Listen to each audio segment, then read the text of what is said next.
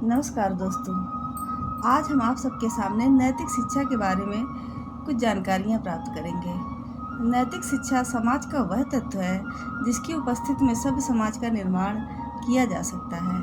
नैतिकता मानव की अमूल्य वस्तु होती है जो उसके सद्गुणों को प्रदर्शित करती है। उचित अनुचित विचारों की संकल्पना को नैतिकता कहा जा सकता है। नैतिकता वह है जो हमें किसी कार्य को करने या न करने की आज्ञा देती है। नैतिकता में वह भाव समाहित है जो अमुक कार्य उचित है, अमुक कार्य अनुचित है, उसको करना चाहिए, उसको नहीं करना चाहिए, ये सब हमें नैतिकता के आधार पर ही प्राप्त होता है।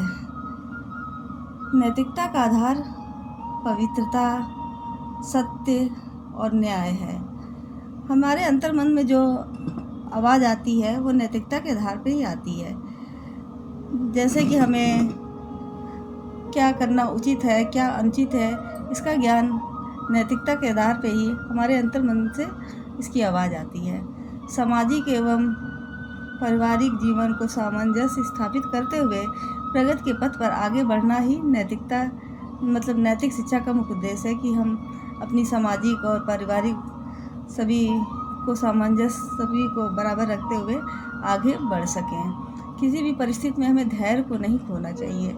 किसी भी हालत में गलत रास्ते को नहीं अपनाना चाहिए और अपने नैतिकता के आधार पर आगे की विषम परिस्थितियों का भी सामना करना चाहिए।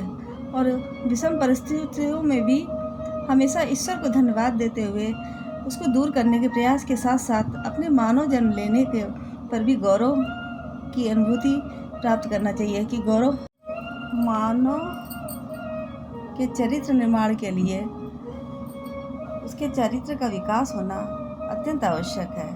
कहावत कही गई है कि यदि धन गया तो कुछ नहीं गया, यदि स्वास्थ्य गया तो कुछ गया, और यदि चरित्र चला गया तो सब कुछ चला गया। अतः ये धन से भी अधिक मूल्यवान वस्तु है चरित्र। इसको हमें बचा के रखना चाहिए। ये हमारे जीवन के उत्थान में, पतन में इसका मुख्य भूमिका रहती है। अगर चरित्र का निर्माण के लिए बालक के जन्म से ही उसके माता पिता उसे नैतिक शिक्षा प्रदान करते हैं ताकि वह समाज में उत्तम और श्रेष्ठ नागरिक बनकर अपना तथा समाज का उत्थान कर सके। उदाहरण के लिए जब भक्त प्रहलाद को हिरण्यकश्यप स्वयं को भगवान कहने के लिए कहते थे, तब भक्त प्रहलाद ने ऐसा करने से मना कर दिया। वह कहते हैं कि हिरण्यकश्यप से कहते हैं कि पिताजी, आप भगवान कैसे हो सकते हो? आप तो मनुष्य हो, आपको भी तो किसी ने उत्पन्न किया है। आपने अपनी विजय के लिए ईश्वर की आराधना करके वरदान प्राप्त किया है।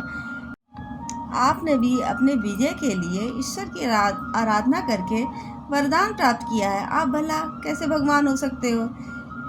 इतनी विवेक एवं विचारशीलता इतने छोटे बच्चे में कहाँ से आई? वह इतना निर्भय और निश्चयी कैसे हो गया? प्रहलाद जी अपने वचन और कर्म से क्यों नहीं डिगे? इन सभी प्रश्नों का उत्तर एक ही है कि उनको नैतिक शिक्षा और नैतिक मूल्यों का ज्ञान था।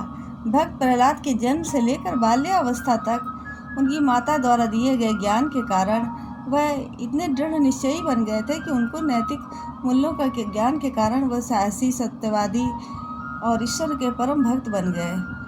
उनके अटल विश्वास ने उन्हें विजयी बनाया। भक्त प्रहलाद जैसा ईश्वर के परम भक्त दूसरे कोई नहीं हुए। इन्होंने इतनी अल्प आयु में ईश्वर को प्रसन्न करके ईश्वर को प्राप्त कर लिया। और जहाँ नैतिकता होगी वहाँ धार्मिकता अपने आप ही चली आएगी। नैतिक शिक्षा इसलिए ज़रूरी है और ये सभी शिक्षाओं में सर्वश्रेष्ठ बताया गया है, क्योंकि इससे सभ्य समाज की स्थापना होती है और व्यक्ति में सद्भाव के गुण उत्पन्न होते हैं। जैसे